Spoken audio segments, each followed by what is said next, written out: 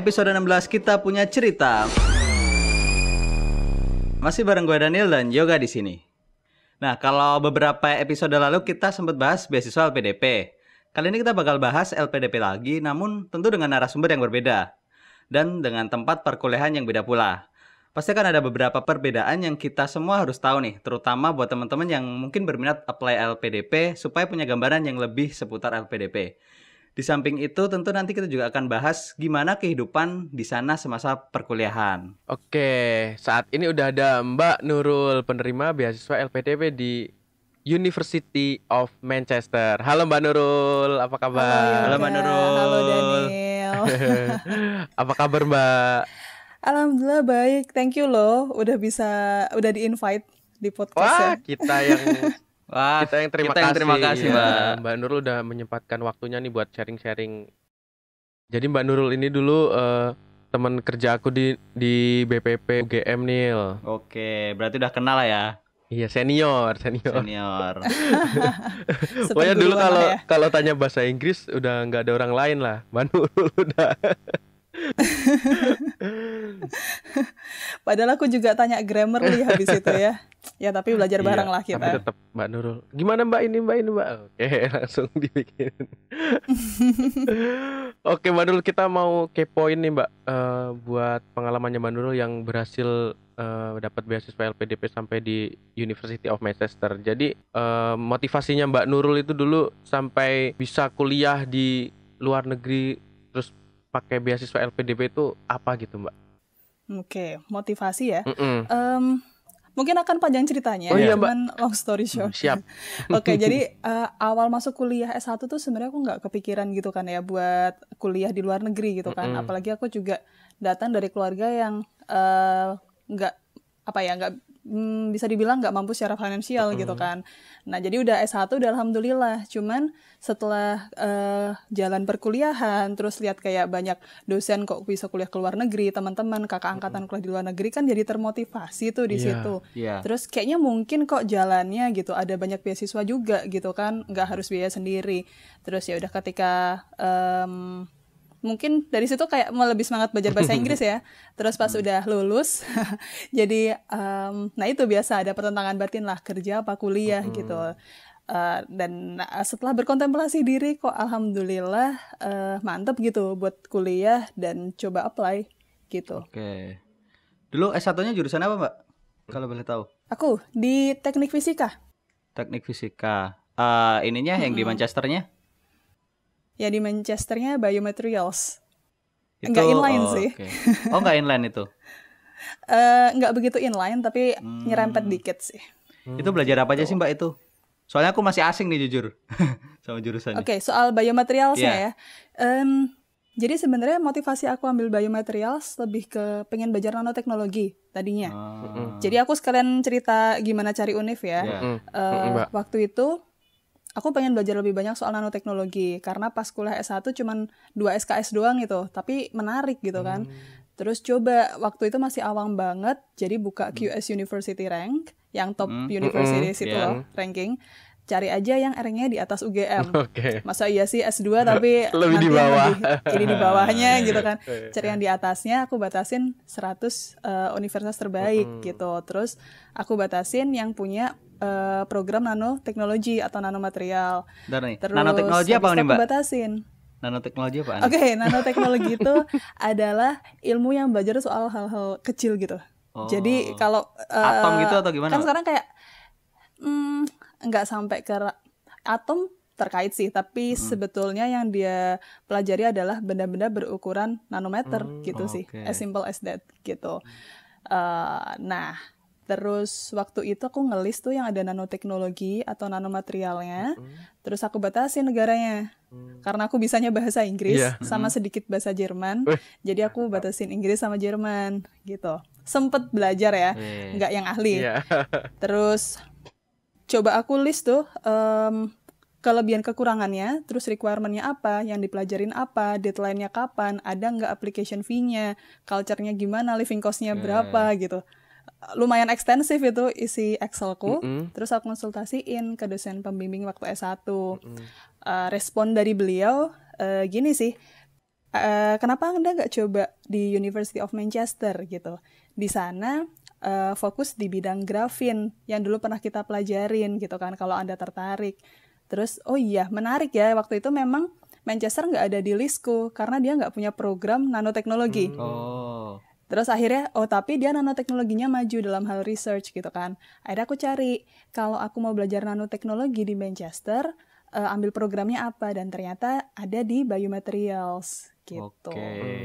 Tapi lebih ke apa ya? Biomaterials ternyata lebih ke nyangkut bahasan soal material yang nanti diaplikasikan ke tubuh kita gitu sih. Jadi fokusnya ke biomedik sedikit ke situ. Tapi untuk nanoteknologi sebenarnya ada kaitannya sama biological kayak tubuh manusia gitu nggak sih Mbak? Ada sebetulnya. Jadi kan kadang-kadang, bukan kadang-kadang. Jadi sekarang misalkan untuk treatment atau untuk alat itu mereka pakai nanoteknologi, dan di situ kan perlu diatur supaya ramah ke tubuh kita gitu kan. Nah kita belajar di situ. Oke. Gitu. Berarti Mbak Nurul ini dari sekolah emang udah pintar ini ya Mbak? Udah pintar bahasa Inggris gitu ya? Untuk apply LPDP-nya sendiri? Nggak juga sebetulnya. Aku nih bahasa Inggris juga sampai sekarang masih belajar ya. Tapi waktu itu Masih karena belajar. di akhir-akhir S1 aku udah kepikiran beneran. Di akhir-akhir S1 aku udah kepikiran buat lanjut kuliah lagi di luar negeri. Yeah. Dosenku tahu kan, terus beliau menawarkan, mau nggak kalau skripsimu seluruh proses pakai bahasa Inggris, mulai dari setiap kali bimbingan, terus email, terus habis itu sidang, skripsinya sendiri, revisi dan sebagainya, kita pakai bahasa Inggris. Ya masih salah-salah sih, tapi kan jadi terbiasa aja gitu. Okay. Wah itu berarti jadi salah satu ini ya trigger apa sih, mungkin emang udah jalannya kali ya buat apply LPDP gitu.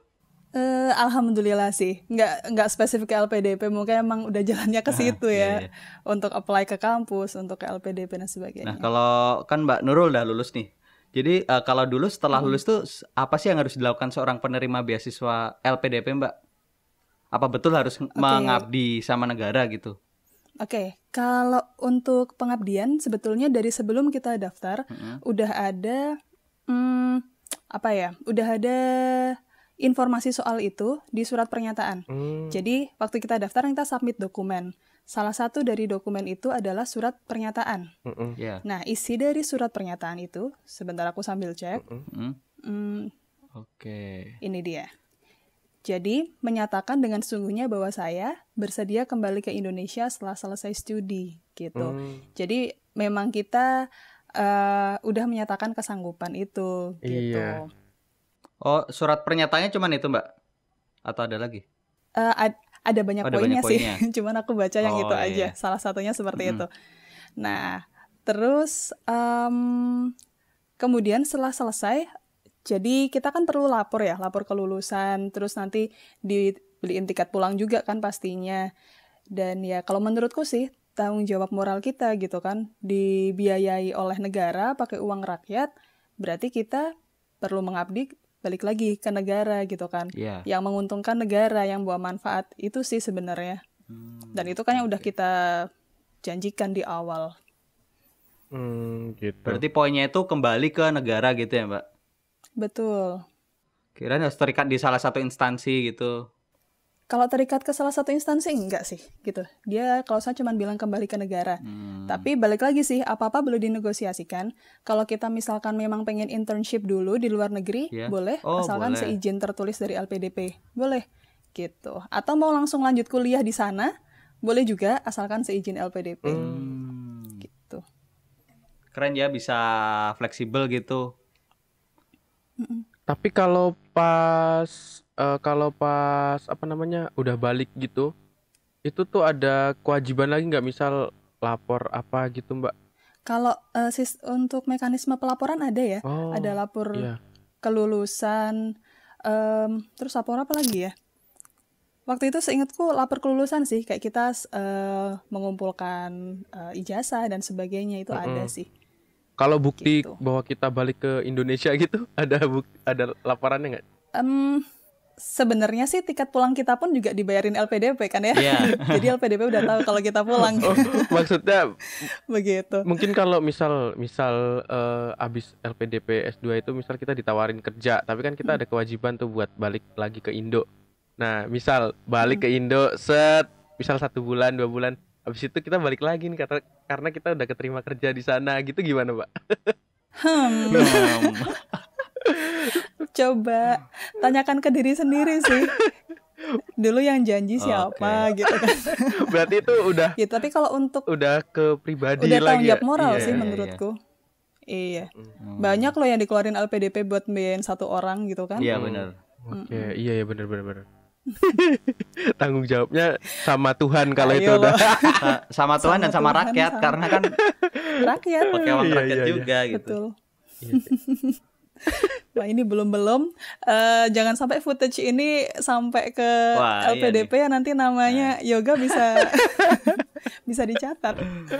Nggak, aku cuman ini aja, kepo aja gitu. Wondering ya. Tapi aku yakin nggak ada sih yang kayak gitu kayaknya. Pasti semuanya Semoga inilah, nggak ada ya. semuanya pasti ingin membangun negara sendiri. Iya, semoga amin semua berpikiran seperti itu. Iya. Aku kepo sama ceritanya Mbak Nurul, gimana dari awal gitu, dari mungkin persiapannya gitu sampai keterima LPDP itu gimana Mbak ceritanya Mbak? Oke. Cerita versiku yang mana ini aku alami 2017 ya. Oh, jadi masuknya 2017 ya, Mbak? Kalau aku masuk kuliah 2018, tapi aku daftar kuliahnya awal 2017. Jadi lebih lama Prosesnya. sebelum keberangkatan daripada kuliahnya. Iya. Menarik nih, berarti pasti seru nih. Coba deh kita dengerin nih. Oke. Jadi waktu itu 2017 awal aku masih di BPP kan. Tapi waktu itu memang aku udah memutuskan untuk stay di BPP untuk sambil persiapan buat kuliah gitu. Karena kan lumayan slow kan daripada kerja di perusahaan gede yang lain gitu. Terus ya udah dari awal Januari mantapkan diri, terus nabung kan tuh buat daftar IELTS, karena IELTS juga 2,9 kalau nggak salah. Jadi nabung untuk IELTS. Pas IELTS udah bisa daftar, terus belajar IELTS. Jangan ditiru sih, tapi aku belajar IELTS-nya lumayan mepet gitu. Alhamdulillahnya tapi cukup, dan requirement di Manchester nggak begitu tinggi sebenarnya untuk yang engineering gitu. Cuman 6,5 overall. Terus setelah dapat hasil IELTS, aku udah bikin paspor. Karena itu benar-benar pengalamanku pertama mau keluar negeri sih. Jadi bikin paspor dulu. Terus habis itu baru daftar ke kampus. Iya. Gitu. Kalau proses sebelum daftar pemilihan UNIF kan tadi udah aku ceritain ya, bikin Excel dan sebagainya. Nah, setelah daftar ke UNIF, itu aku udah mulai bernafas lega, aku mau coba ancang-ancang buat daftar yang lainnya gitu kan. Tapi ternyata baru 3 hari dari itu udah ada balasan dari kampus. Yang aku ekspektasikan akan 3 minggu sampai 3 bulan, ternyata 3 hari gitu kan. Balasannya berupa unconditional offer. Apa itu Mbak? Jadi jadi namanya letter of acceptance itu ada 2 kan, conditional sama unconditional. Kalau conditional itu kamu diterima tapi kamu harus menyiapkan syarat ini. Jadi diterima tapi bersyarat. Kalau unconditional offer udah diterima dan udah nggak ada syarat lain. Kayak kamu diterima. Oke. Kamu ambil nggak gitu. Dan itu 3 hari gitu kan, kayak alhamdulillah banget, ini mimpi nggak sih gitu kan. Jam 12 malam dapat email kayak gitu kan. Kayak mimpi aja. Terus waktu itu LPDP masih belum buka karena LPDP waktu itu ada perubahan timeline ya, dari yang 4 kali setahun jadi cuma 2 kali setahun. Jadi kalau nggak salah itu di bulan Mei aku dapat offer, terus LPDP baru buka bulan Juli. Sementara aku harus menyampaikan setuju atau nggak nerima offer itu dalam waktu 2 minggu dari kampus. 8 minggu. Oke. Terus Lumayan akhirnya aku lama ya, email Mbak, ke itu? kampus, lumayan lama sih prosesnya kan. Belum lagi nanti LPDP pengumumannya Oktober gitu. Akhirnya aku negosiasi ke kampus, bisa nggak kalau misalkan aku balesnya yes or no-nya di bulan November. Karena aku lagi prepare buat scholarship, tapi aku udah pengen banget nih masuk kampusmu aku gitu. Terus sana bilang, oh ya boleh gitu. Ya udah tuh, udah ke save kan Mm-mm. untuk kampus, baru persiapan LPDP. Waktu itu pertama kan seleksi administrasi. Kita Iya. ngumpulin berkas secara online. Karena IELTS aku udah ada kan alhamdulillahnya. Terus tinggal nyari recommendation letter dari dosen. Mm-mm. Terus nyiapin esai-esai. Mm-mm. Terus dan berkas-berkas yang lain, submit. Alhamdulillah lolos seleksi administrasi. Terus lanjut ke seleksi online assessment waktu itu. Mm-mm. Di online assessment itu kayak tes tes kepribadian sih kalau zamanku Iya. gitu. Tapi kalau yang sekarang kan ada sedikit perbedaan kan. Di tes yang online ini mereka ada essay on the spot Oh. Oh iya sama iya. tes TPA. Kalau dulu zamanku belum ada. Jadi cuman tes kepribadian aja. Terus alhamdulillah di situ juga lolos. Terus lanjut ke seleksi substansif.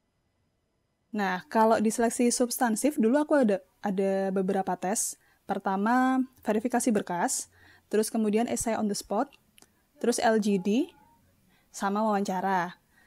Nah, ini beda. Kalau sekarang kayak cuma wawancara aja. Iya, kayaknya Bukan kemarin sekarang sih, bilangnya tahun 2019. yang episode lalu kalau nggak salah wawancara aja dan ada itu kayak isai yang tadi Mbak Nurul bilang. Ya. Jadi yang perlu teman-teman tahu dari LPDP adalah LPDP sangat Dinamis. sangat dinamis, Ya. betul. Jadi setiap tahun bisa sangat berubah ya. Iya. Be aware aja gitu. Terus alhamdulillah seleksi substansif ada pengumuman di bulan Oktober dan alhamdulillah lolos gitu. Terus aku lapor ke kampus, aku terima offernya gitu kan. Itu di bulan November, tapi baru bisa berangkat September tahun berikutnya. Wow. Oh gitu, Mbak. Iya. Iya, kan udah lewat tuh term yang buat 2000 Oh iya ya. berapa tuh 2017. Dan lagian aku masih harus PK juga, masih harus urus visa dan lain sebagainya. Oh ya, bentar Mbak. Berarti pas di tahunnya Mbak Nurul 2017 itu kita nyari kampus dulu di luar negeri baru kita apply LPDP-nya ya? Sebenarnya ada dua cara sih. Boleh kita apply kampus dulu baru LPDP atau boleh apply LPDP dulu baru kampus gitu. Soalnya Nah, kalau yang cuman itu ada sebelumnya untung kayaknya ruginya sih. kalau yang akhir-akhir ini kurang tahu sih yang bener kayak gimana, tapi kayak apply LPDP, apply kampusnya lewat LPDP gitu kalau nggak salah. Apakah emang bisa beda jadi atau sih. sama gitu? Oh, oke. Aku kurang begitu tahu sih kalau yang tahun terakhir ini. Soalnya pengalaman temanku juga, dia dapat LPDP-nya dulu baru cari kampus. Bisa jadi memang seperti itu. Gitu. Tapi kalau di tahunku, enaknya ketika udah dapat unconditional offer letter, kita bisa langsung berangkat di tahun berikutnya. Kalau temanku nih se-PK, jadi di LPDP ada yang namanya persiapan keberangkatan kan, sama teman-teman yang lain. Nah, yang belum dapat kampus atau yang belum dapat unconditional offer, mereka harus nunggu tahun berikutnya lagi. Jadi baru berangkat tahun 2019. Gitu. Iya. Berarti emang harus menunggu ini ya, Jadi memang perlu atur timeline ya. timelinenya iya. Kalau pas kita udah lolos seleksi LPDP ternyata timeline kampusnya belum buka, otomatis harus nunggu di periode selanjutnya gitu ya Mbak?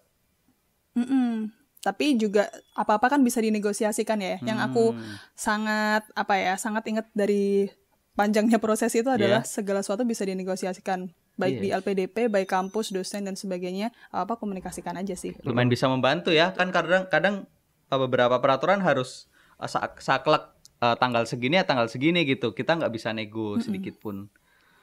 Nah, itu coba deh. Kadang-kadang beberapa dari mereka ada yang bisa defer dan sebagainya kok. Oke.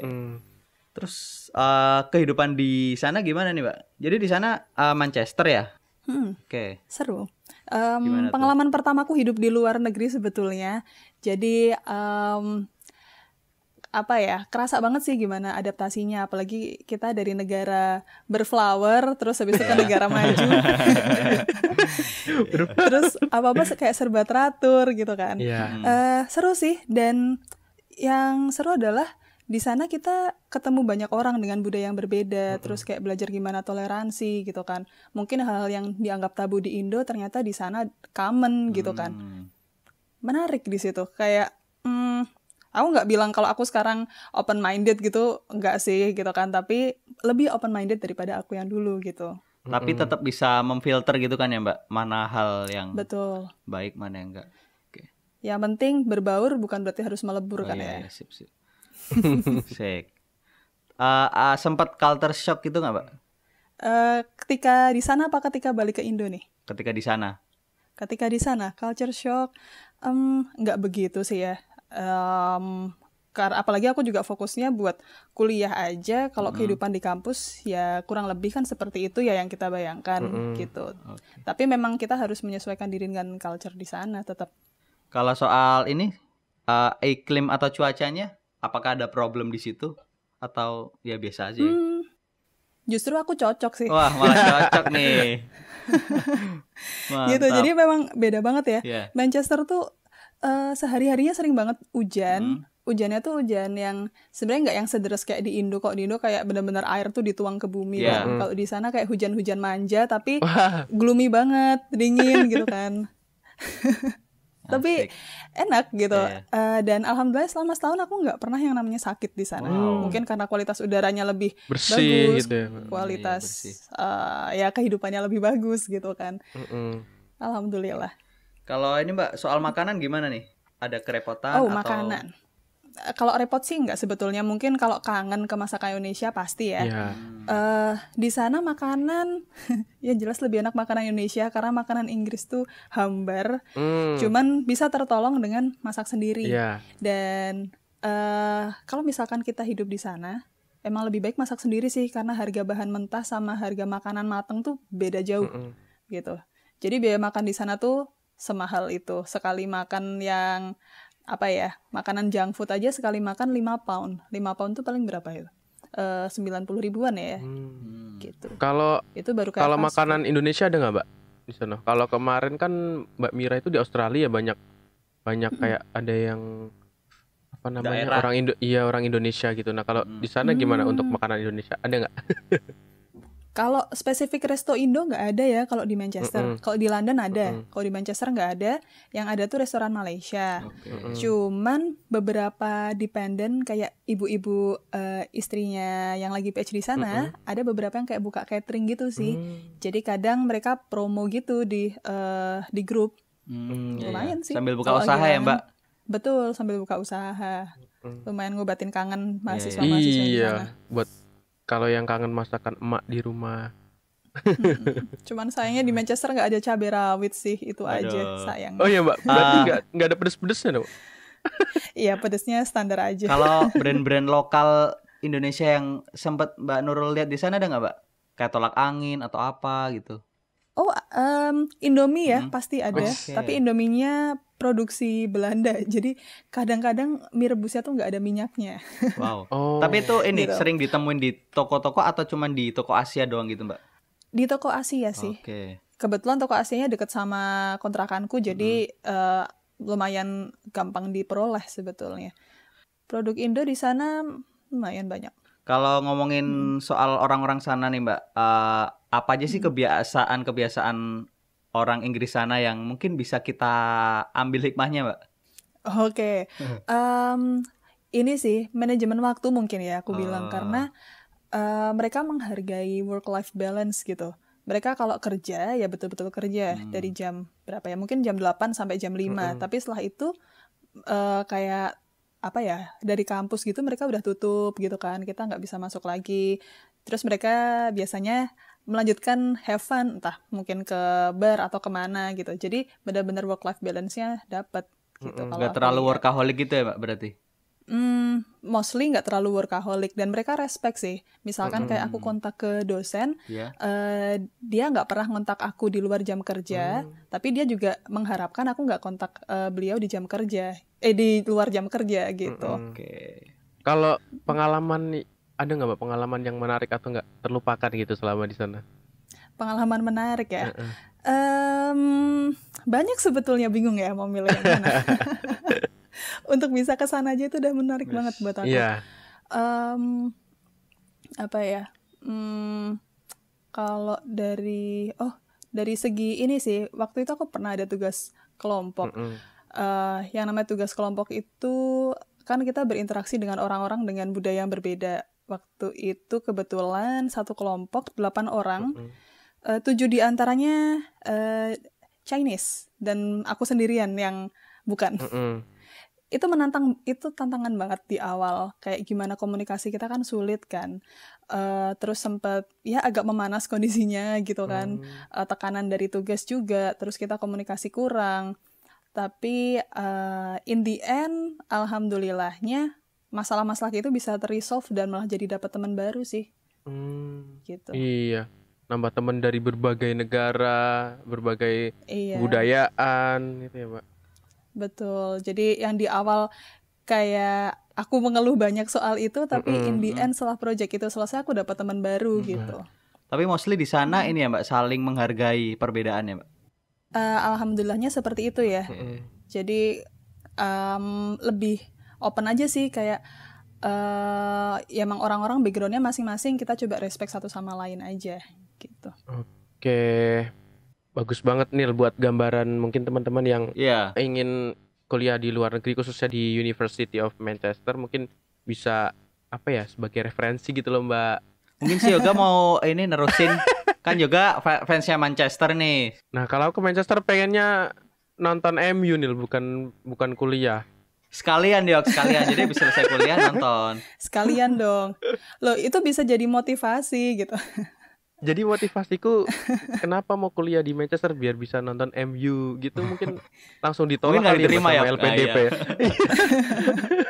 Dibatin aja. Oke. Gitu. Tapi semoga teman-teman nggak puas dengan ceritaku ya. Jadi benar-benar pengen ngebuktiin langsung sendiri ya. Pengen emang iya sih kayak gini, pengen buktiin sendiri gitu. Iya. Masa sih gitu kan. Kesana gitu ya. Gitu. Oh ya Mbak, hal-hal apa aja nih yang didapat setelah menyelesaikan LPDP di luar negeri? Maksudnya menyelesaikan kuliah dengan beasiswa LPDP di luar negeri. Terus apa bedanya gitu kuliah di sana sama kuliah di sini gitu? Oke. Satu hal yang aku rasain bermanfaat dengan LPDP ini adalah koneksi gitu. Misalkan dari sebelum berangkat aja kan kita ada persiapan keberangkatan tuh. Dalam satu batch-nya itu ada 120-an orang dari berbagai wilayah di Indonesia dan untuk tujuan studi ke belahan dunia manapun. Iya benar. Itu menguntungkan banget gitu kan. Jadi ketika aku di sana nih, misalkan aku mau trip ke misalkan ke Edinburgh atau ke Glasgow atau ke London, bisa kontak teman-teman PK gitu kan. Misalkan boleh nggak nginep gitu, itu kan enak ya. Atau ke negara lain, boleh nggak nih kita ketemuan anterin jalan-jalan gitu. Atau yang lebih bermanfaat lagi, misalkan kita lagi mau ngadain project, terus butuh yang ahli di bidang apa, kita bisa ingat, oh temanku nih kayaknya ada yang di bidang ini deh, coba kontak. Koneksi itu kan berharga banget ya, dan itu alhamdulillah sih di LPDP kita bisa dapat seperti itu. Dan kalau untuk perbedaan dengan kuliah di dalam negeri, masing-masing pasti ada positif negatifnya ya. Cuman yang aku rasain dengan di sana, proses adaptasi itu jadi pengalaman tersendiri sih, terlepas dari gimana proses kuliah di sana ya, tapi gimana kita memahami diri sendiri, survive hidup di sana, belajar toleransi dan sebagainya, itu pengalaman berharga banget gitu, selain dari ilmu yang kita dapat. Oke, keren. Aku speechless nih, pengen tapi kok kayaknya susah ya. Susah ya. Bisa, insya Allah, aku aja bisa. Kayaknya harus memperbaiki ini dulu nih, bahasa Inggris dulu. Nah itu sih Mbak, kayaknya kita yang kurang di situ sih Mbak. Boleh nih, kalau dengar kayak gini jadi pengen promosi. Ini nih, oke. Wah, padahal kita tidak berniat ini loh. Boleh Mbak. Aku juga tidak berniat promosi, tapi intinya kalau belajar, teman-teman bisa kok belajar di rumah gitu kan. Sekarang banyak bimbingan belajar yang nyediain online gitu, termasuk yang aku sekarang lagi jalani. Wah, apa nih, gitu. Mbak? Boleh sebut nama nih? Boleh. Oh. Teman-teman bisa kepo, namanya IELTS Presso. IELTS Presso di itu Instagram langsung dibimbing sama Mbak Nurul ya Mbak? Di Instagram ada. Nah aku kebetulan sekarang lagi ngajar di situ juga sih, udah kayak jalan berapa ya, 8 bulanan apa ya dari setelah aku pulang gitu. Oke, berarti buat teman-teman yang kepo pengen belajar bahasa Inggris gitu, mungkin bisa ke IELTS Presso. Ya. Itu di Jogja ya Mbak? di Jogja. Cuman kalau online kan siapa aja bisa belajar di mana aja. Kita dari sini bisa Nil berarti Nil. Nah, bisa. Siapa tahu ada kode promonya. Tenang aja, setiap bulan pasti ada promonya kok. Pantengin terus. Iya. Mantap. Baru awal-awal udah minta kode promo. Iya kan, biasa. Jiwa-jiwa mahasiswa masih ada nih. Bagus lah. Oh ya, mungkin ini Mbak Nurul bisa kasih tips nih buat teman-teman yang tertarik untuk apply LPDP. Dari mungkin mana dulu sih yang harus difokusin? Apakah bahasa Inggrisnya atau milih kampus supaya sesuai keinginannya gitu? Oke, sebenarnya tips itu kan akan lebih efektif ketika itu sesuai dengan diri kita datang dari diri kita. Jadi kita coba lihat mana yang menurut kita masih sangat kurang. Kalau misalkan bahasa Inggrisnya perlu waktu lama untuk belajar, berarti harus start dari bahasa Inggris dulu gitu kan. Tapi kalau misalkan kita nih masih belum mantap apa yang mau dipelajarin, bisa sambil cari research soal kampus dari sekarang gitu, biar nanti in the end kita bisa mantap ke situ gitu. Intinya sih kalau bisa ketika kita daftar, ketika kita gerak, itu kita benar-benar udah mantep. Karena niat kita ini kan akan tercermin gitu dari usaha yang kita lakukan. Dan menurutku juga sih, ketika kita daftar, coba cari informasi dari sumbernya. Misalkan LPDP nih kan kita lihat dinamis banget kan. Dari Mbak Mira sama aku aja ceritanya udah beda gitu. Jadi tetap cek sumber resminya dari websitenya LPDP, pahami betul-betul apa yang diminta, terus coba persiapkan itu dengan baik. Misalkan ada yang poin-poin yang kita nggak tahu, jangan malu-malu buat tanya, misalkan kontak LPDP-nya atau kontak siapa yang lebih tahu gitu. Terus jangan nyerah sih, kalau misalkan emang itu udah jadi rezeki kita, insya Allah ada jalan. Kalau kita usaha, seperti aku bilang ya, negosiasi dalam proses itu. Gitu. Dan yang terakhir berdoa. Pasti. Karena kita usaha gimana pun gak ada yang bisa jamin kan ya. Jadi berdoa dan berserah sih. Jadi ternyata emang bener kan ada beberapa perbedaan gitu dari setiap tahunnya. Kayak tadi pas tahunnya Mbak Nurul kebetulan gak ada esai, dan kalau gak salah yang tahun ini udah ada esai gitu. Terus kita jadi lebih tahu gimana sih kehidupan di Manchester tanpa kita harus ke sana gitu ya, Mbak. Harapannya sih kalian nggak percaya yang aku ceritain terus berangkat ke sana ya. Iya, udah dijelasin juga tuh dari awal terus sampai lulus sampai ke sini. Semoga ini semua bisa jadi referensi juga buat teman-teman, buat aku juga sama Daniel nih, Mbak. Iya, Pingin juga kayak Mbak Nurul gitu, kayak Mbak Mira dan mbak-mbak yang lain gitu. Terus kalau teman-teman mungkin butuh informasi ya, karena ini kan informasinya bersifat dinamis, jadi berubah-berubah, bisa langsung dicek ke LPDP-nya sendiri di website atau Instagram mungkin kalau ada. Terus mungkin juga kalau ada yang mau tanya detail, DM aja Mbak Nurul. Baik kok, pasti dijawab. Insya Allah. Dengan senang hati. Iya. Oke Mbak Nurul, terima kasih buat sharing-sharingnya di Kita Punya Cerita. Semoga semua ceritanya, semua pengalamannya yang diceritain ke kita dan ke teman-teman bisa bermanfaat, juga bisa menginspirasi lah buat yang mendengarkan. Amin. Thank you juga ya udah di-invite. Semoga sukses terus podcastnya dan semangat preparation untuk Yoga, Daniel, dan teman-teman yang lain juga. Terima kasih Mbak Nurul. Thank you. Sampai di sini dulu episode kita kali ini. Jangan lupa buat dengerin episode-episode lainnya. Gue Daniel. Gue Yoga. Sampai ketemu di episode berikutnya. Dah. Dadah.